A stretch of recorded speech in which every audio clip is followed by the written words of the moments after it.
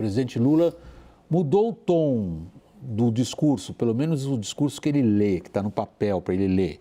Ele leu um discurso hoje no qual ele condenou a invasão da Ucrânia após uma chuva de críticas que vieram dos Estados Unidos, da União Europeia e uma péssima repercussão interna também. Vamos acompanhar na reportagem de Rudá Moreira. Após as mais recentes declarações que geraram descontentamento em países aliados, o presidente brasileiro condenou nesta terça-feira a invasão russa. Ao mesmo tempo em que meu governo condena a violação da integridade territorial da Ucrânia, defendemos uma solução política negociada para o conflito. Segundo relataram à CNN os chefes de 3 representações diplomáticas que atuam no Brasil, a postura de Lula na questão da guerra, até aqui, tem sido considerada irritante, decepcionante e infeliz. Na avaliação desses embaixadores, o petista tem crédito no cenário internacional graças à sua atuação em áreas consideradas vitais, como defesa da democracia, respeito aos direitos humanos e proteção ambiental. Além disso, todos lembram que a volta do petista ao poder foi bem recebida pelos governos estrangeiros, após anos turbulentos com o governo Bolsonaro. As recentes declarações de Lula prejudicariam, porém, o aprofundamento das relações do Brasil com parceiros ocidentais e criam um clima de desconfiança e de menor cooperação para o avanço de outras agendas bilaterais de interesse do Palácio do Planalto. E torna mais difícil a realização de algo que Lula almeja: colocar o Brasil como um potencial facilitador de um processo de paz. Para o embaixador da União Europeia no Brasil, Inácio Ibáñez, o mandatário brasileiro erra quando coloca Rússia e Ucrânia em pé de igualdade na responsabilização pelo conflito. Que a ambição do presidente Lula, que é a ambição de muitos, que é voltar a um continente europeu em paz, é compartilhada e nós até agora sempre respeitamos essa ambição do presidente Lula e de buscar, tentar fazer todos os esforços. Quando você começa a ter uma dificuldade na compreensão das ideias do governo brasileiro, é justamente quando colocam no mesmo plano o país agredido e o país agressor. Essa é a grande dificuldade para nós. O governo ucraniano respondeu às últimas colocações de Lula, convidando o presidente brasileiro a visitar o país para compreender as reais razões da guerra. E ainda nesta terça, a porta-voz da Casa Branca, Karine Jean-Pierre, voltou a condenar as falas de Lula sobre a posição dos Estados Unidos na guerra. We were struck by, to your question about the comments, we were struck by the tone of the press conference, not a tone of neutrality, suggesting that the United States and Europe are not interested in peace or that we share responsibility for the war. We believe, and it is true, that it is plainly wrong. Lorival Santana, o que o Lula disse hoje foi muito pouco e muito tarde diante do estrago que ele causou à nossa política externa?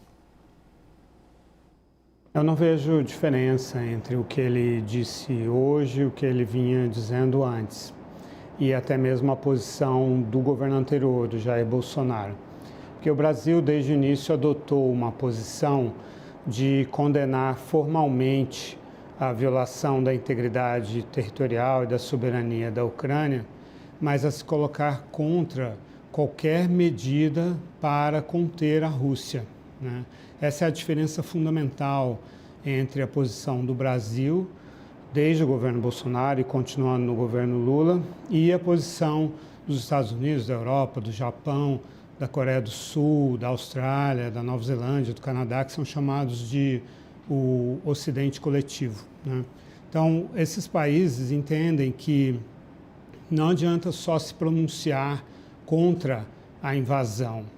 É preciso também tomar medidas, porque senão a Ucrânia se tornaria uma república russa, né? Se não houvesse essa ajuda militar à Ucrânia, de um lado, e também econômica e humanitária, e as sanções comerciais contra a Rússia, porque é da natureza dessa iniciativa russa que ela não quer negociar, não tem o que negociar, ela quer a Ucrânia.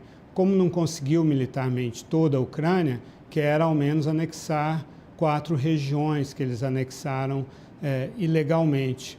Então, esse discurso do presidente Lula de condenação, ele cai no vazio, porque o Brasil, no ano passado, aumentou em 38% as importações da Rússia, 7,85 bilhões de dólares nós mandamos para a Rússia no ano passado, e o presidente Lula está estreitando essa parceria, né? Enviou o Celso Amorim para Moscou, recebeu o chanceler Sergei Lavrov aqui, se opõe às sanções, se recusou a entregar munição, a repatriar munição dos Leopards da Alemanha e demonstra que quer continuar desse jeito e também com a China e assim por diante. Então, há uma dissonância entre as palavras do presidente Lula e aquilo que o Ocidente coletivo considera que precisa ser feito. Eu quero passar a você agora, Felipe, com a seguinte observação inicial. Aos 77 anos de idade, nem sempre o agente político, compreendido aqui como personagem político, não com algum cretino aí faça qualquer tipo de ilação. O agente político, no caso o presidente do Brasil, aos 77 anos de idade, é pouco provável que ele mude as suas ideias. No caso do conflito na Ucrânia, as ideias dele parecem estar ancoradas numa profunda aversão ao predomínio dos Estados Unidos na atual ordem internacional. Exato. O que ele disse hoje sugere, pelo menos, que ele atenue em público, é o que se espera, no mínimo, ou isso é ilusão? Eu acho que a ilusão é de que ele realmente vai mudar as suas ideias e, eventualmente, o seu comportamento quando ele estiver lidando com esses regimes autocráticos. Agora, ele vai atenuar o seu discurso quando ele estiver lidando com essas democracias ou com representantes desses países que não são alinhados a Vladimir Putin. Aí vão pautar, dar um texto para ele ler, para ele não sair do script e, no máximo, fazer essa condenação muito fraquinha à invasão da Rússia, que é algo que ele dá de lambuja de vez em quando ele está falando. Só que quando ele fala espontaneamente, ele acaba traçando aquela equivalência. Ele diz que a guerra é decisão dos dois países, que o Zelensky não quer parar a guerra, ultimamente acusou os Estados Unidos e a Europa de incentivarem a guerra. Então, quando ele está falando com a Romênia, onde havia tropas da OTAN, que o Putin mandou tirar e o país considerou inaceitável, junto com a Bulgária, ele sabe que se ele for mais incisivo, culpando a vítima, ele vai ter uma reação negativa. Então, ele é esse negociador internacional que, dependendo do local e do interlocutor, vai ajustando o discurso. Mas é claro que, como ele ultrapassou todas as linhas morais, democráticas, etc., ele gerou um ruído, um desgaste com o mundo democrático, os Estados Unidos e a União Europeia, que estão reagindo devidamente. Daniel, na reportagem que antecedendo a nossa conversa aqui no WW do Rudá Moreira, há uma série de informações ali sobre a maneira como as palavras recentes de Lula, não as de hoje, as que chegaram hoje a ele recuar um pouco delas, foi recebida pelo corpo diplomático estrangeiro. É o que você trabalhou nessas últimas 24 horas. Você pode dar um resumo para nós? Sim, William.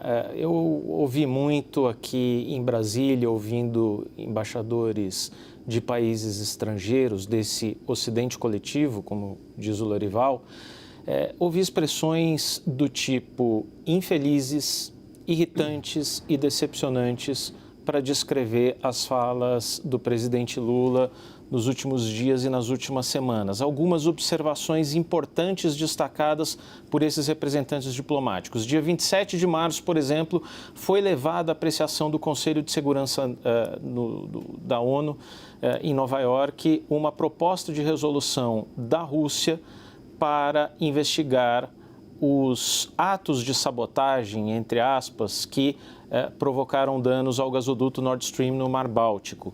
Só 3 países votaram a favor dessa resolução apresentada pela Rússia: a própria Rússia, China e Brasil. Isso foi muito mal visto pela comunidade internacional. Outro ponto: Lula foi para Washington e não falou mal da China. Lula foi para Pequim e falou muito mal dos Estados Unidos. Então, esse desbalanceamento nas tratativas tem gerado incômodo e tem, na visão desses embaixadores, criado uma situação que inviabiliza o posicionamento do Brasil como um facilitador nesse processo de paz. Outro ponto que também é destacado é o seguinte: não existe hoje um afastamento imediato do Brasil por essa situação, mas isso cria uma dificuldade dos embaixadores com as suas capitais para aprofundar relacionamento, para propor mais cooperação, para abrir novos canais de diálogo entre o Brasil e esses países. Caio, quanto que no recuo é evidentemente um recuo que o Lula fez hoje? Quer dizer, né, na opinião aqui dos nossos analistas, Lorival, do Felipe, a reação junto ao corpo diplomático estrangeiro no Brasil, descrita agora pelo Daniel, é evidente que causou um estrago enorme. Em que medida esse estrago explica as palavras de hoje, ou ele acha que ali ele deu uma amainada na marola? William, tem uma nova situação, né? Tem uma nova situação que foi o governo brasileiro provocando quase que a sinalização clara, preferencial de alinhamento com a China na visita. Não tinha isso tão claramente. Você tinha os sinais, claro, mas tão claramente assim não. E a reação internacional, que não tinha ocorrido até então. Né? Até então o mundo estava olhando para a gente como que os passos do Lula e do Itamaraty. E eu penso que hoje, né, ontem, o próprio governo e o Itamaraty tateando essa nova situação. Há uma nova situação colocada. Não vejo, eu entendo quando a gente coloca um recuo, mas se a gente pegar o que o Celso Amorim falou, para os colegas, por exemplo, acho que falou para os colegas, falou para a Folha, não tem esse recuo. Eles acham, a diplomacia brasileira, o Celso Amorim, eles acham que há um exagero da comunidade internacional ocidental em tratar o Brasil como alguém que fez a opção pela China. Então isso eu penso, barra por ação, que isso ainda está sendo tateado pelo presidente da República, pelo Itamaraty, pela diplomacia brasileira, esse novo cenário. E aí vem uma série de atos do próprio presidente, aí sim se insere hoje, que tem uma diferença, né, do que ele vinha falando, justamente para tentar consertar.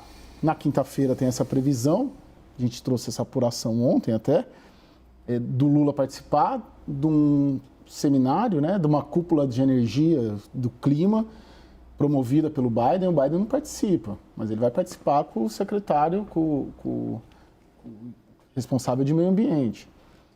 E está prevista uma conversa nos próximos dias do Celso Amorim com o Jake Sullivan. Então, assim, eu vejo que é uma situação nova. Eu acho que eles não estão conseguindo lidar com a reação internacional que eles mesmos provocaram. Queria colaborar com um ponto que o Caio e o Daniel falaram, William.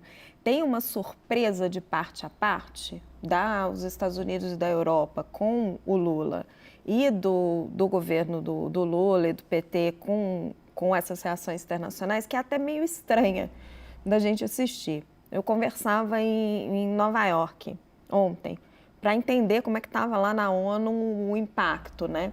E as pessoas diziam, nossa, não, mas a gente não esperava. Por que o Lula está dando esse tanto de declaração a favor da China, esse anti-americanismo todo? Os Estados Unidos estavam o tempo todo lá defendendo a democracia brasileira ali na eleição do Jair Bolsonaro. A gente imaginava que ia ter uma mudança na política externa brasileira em relação à guerra da Ucrânia, de Bolsonaro para Lula.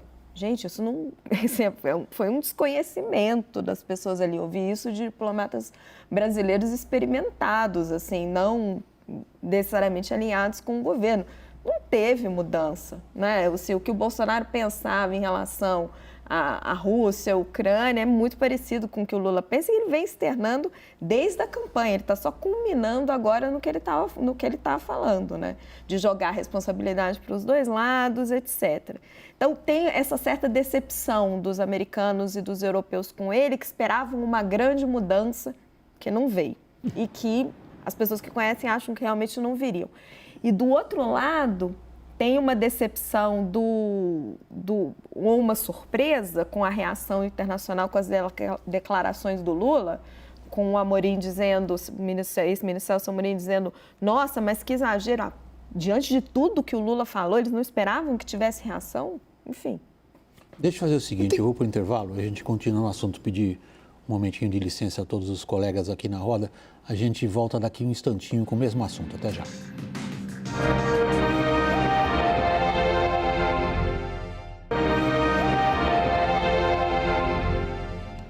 WW de volta, nosso assunto continua sendo Lula e a guerra da Ucrânia. Lorival, o golpe foi acusado, né, pelos principais personagens do governo. O golpe que eu quero dizer é a virulência das reações internas e externas ao que eu chamei na abertura dessa edição do WW de declarações estapafúrdias do presidente Lula sobre a guerra da Ucrânia. Eu não sei se algumas das tentativas de corrigir o que foi feito são igualmente estapafúrdias. Eu me refiro à comparação histórica que o Celso Amorim faz numa entrevista ao Tratado de Versalhes, quando se considera como tratar a Rússia, e há o que Celso Amorim identifica como uma necessidade do Ocidente de derrotar a Rússia. A comparação histórica com o Tratado de Versalhes é espúria, porque o Tratado de Versalhes, na versão do Celso Amorim, é que incentiva o crescimento do radicalismo político na Alemanha. O Tratado de Versalhes, ser comparado agora ao que está se aplicando de sanções à Rússia, é realmente uma distorção histórica de proporções a ser reprovado no primeiro ano da aula de Relações Internacionais. Ou segundo, considerar que o Ocidente enxerga a possibilidade de derrotar a Rússia é o que está acontecendo no campo de batalha. Boa parte do que nós estamos discutindo vai ser decidido na ponta de um fuzil, que, aliás, é uma expressão de Mao Tse Tung. Lorival. E o objetivo do Ocidente é simplesmente fazer com que a Rússia se retire da Ucrânia. O Ocidente não tem pretensões sobre o território russo. Nunca teve, nunca teve desde a Segunda Guerra Mundial, nunca teve nesse século, no século XX e XXI, o Ocidente nunca tentou abocanhar território da Rússia. Hoje teve a reunião dos ministros de Relações Exteriores do G7 e o comunicado final diz que os países que estão ajudando a Rússia a driblar as sanções e a manter a campanha militar contra a Ucrânia enfrentarão um custo severo, um custo muito grave. O presidente Lula foi convidado para a cúpula daqui a um mês no Japão, do G7, e aí ele poderá ouvir desses países que tipo de custo será esse, porque na conversa pessoal fica mais fácil de ter essas conversas delicadas. Dificilmente o Brasil voltará a ser convidado para a reunião do G7 enquanto mantiver essa posição. Ele foi convidado antes da ida do presidente a Pequim. Os americanos não estão surpresos porque eles já conhecem a mesma equipe que está atualmente na Defesa, Departamento de Estado e Segurança Nacional, são os mesmos que estavam no governo do Barack Obama. Então, eles já conhecem o Celso Amorim, o Lula, presenciaram aquela iniciativa com relação ao Irã, de ignorar as exigências do Ocidente em relação à questão nuclear e apresentar aquela proposta falha. Quem está mais surpreso, os americanos estão só frustrados com a confirmação dos seus temores. Quem está mais surpreso são os alemães e os franceses, que tinham grandes esperanças em relação ao Lula. Felipe, você vê o capital político externo do Lula depredado em que medida, pelo que ele fez? Bastante, né, William? Eu acho que houve toda essa comoção em torno da retirada de Jair Bolsonaro da presidência da República, então um certo alinhamento com essa defesa da democracia que o Lula fazia. Não sei o quanto que tem de ingenuidade e de diplomacia, de relação política e pragmatismo nesses diplomatas, nessas lideranças internacionais que agora se dizem surpresas com o Lula, porque o Lula sempre foi isso aí. Ele tinha relações já com ditadores de Cuba, da Nicarágua, da Venezuela, com financiamento, com dinheiro dos brasileiros, do BNDES. Então sempre houve um alinhamento com regimes autocráticos. Agora ele está tendo com a China e com a Rússia.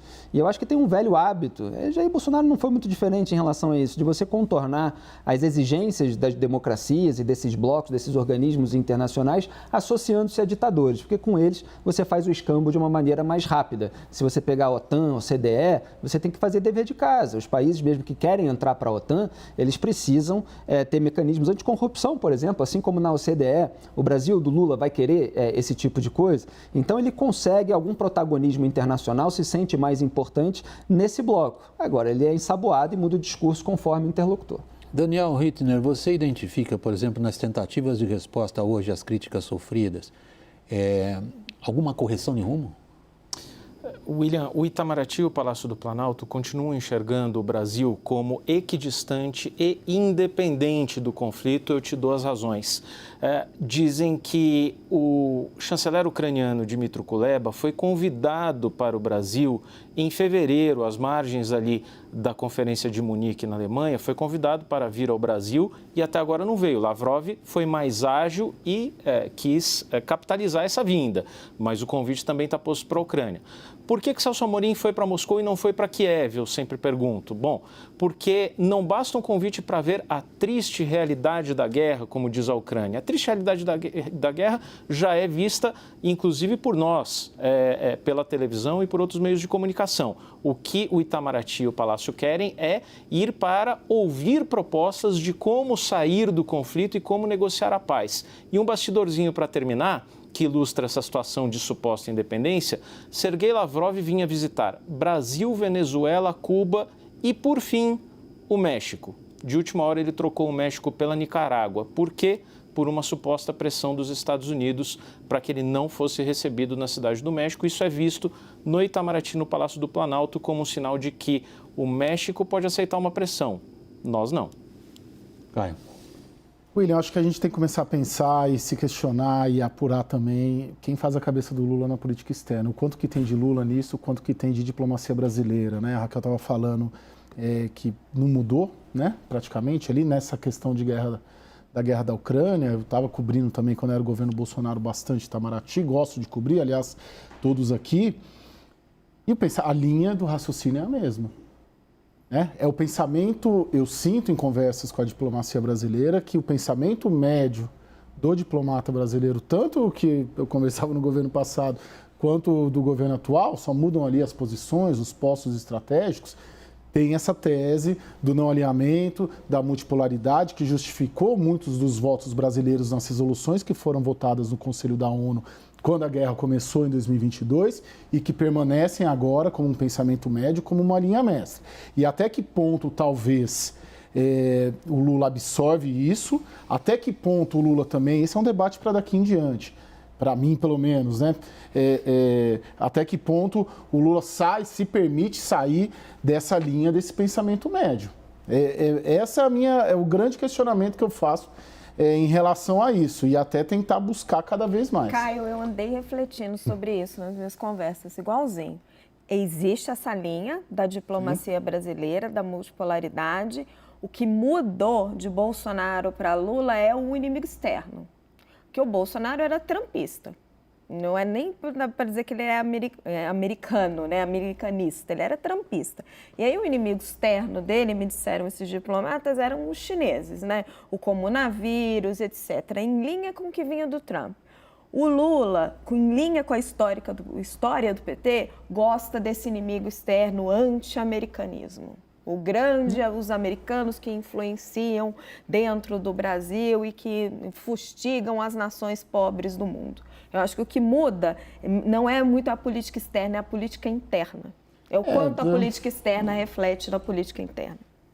Não, eu penso que eu não simplificaria tanto, não estou falando que o raciocínio teu é simplista. Eu estou dizendo assim, o Lula foi lá, teve com o Biden. Se encontrou, foi a primeira grande viagem internacional. Eu acho que tem várias nuances. E o Bolsonaro, depois, na segunda metade, ele foi até a China também, teve uma revisão, depois que o Ernesto saiu, da política externa. Eu acho que tem, enfim, para a gente refletir. Eu resumi bastante. Nenhum dos dois nunca teve ideia, são os gurus, né, da esquerda ou do bolsonarismo, que eles seguem, eles repetem em cada área.